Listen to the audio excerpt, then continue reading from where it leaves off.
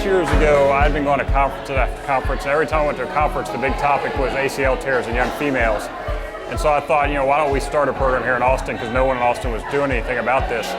So the first year we started the program, based it on the research out of Sports Metrics out of Cincinnati. We had 4 kids do it just to kind of experiment and see how it went. And I was blown away with the results. Watching the girls improve their ability to jump, their confidence, their ability to land without putting their knee in a compromised situation was incredible to me. And so we just started growing it, and this is the 6th year we've done it now. Each year getting bigger and making it more fun, and really hopefully just get it to where this isn't a problem anymore. Really, we're focusing on jump mechanics, and that's when a lot of young ladies will tear their ACLs, is when they're jumping, pivoting, and landing. It's mainly a non-contact situation. So this camp has kind of been compared to like driver's ed for the young female's body. We're teaching them how to jump and land properly without causing that knee to be injured.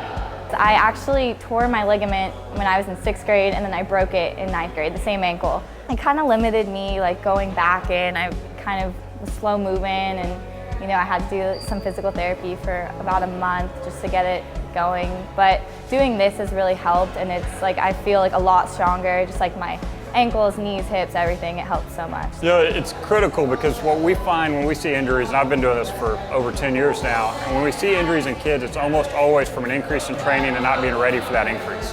And so if we can get them to where their baseline level is a lot higher, they have better core strength, they have better hip and quad strength, they end up being better athletes, and they end up not getting injured. And so that's really our goal, is to get them to the point where we don't see them in the office. I mean, if we could put ourselves out of business, that'd be fantastic.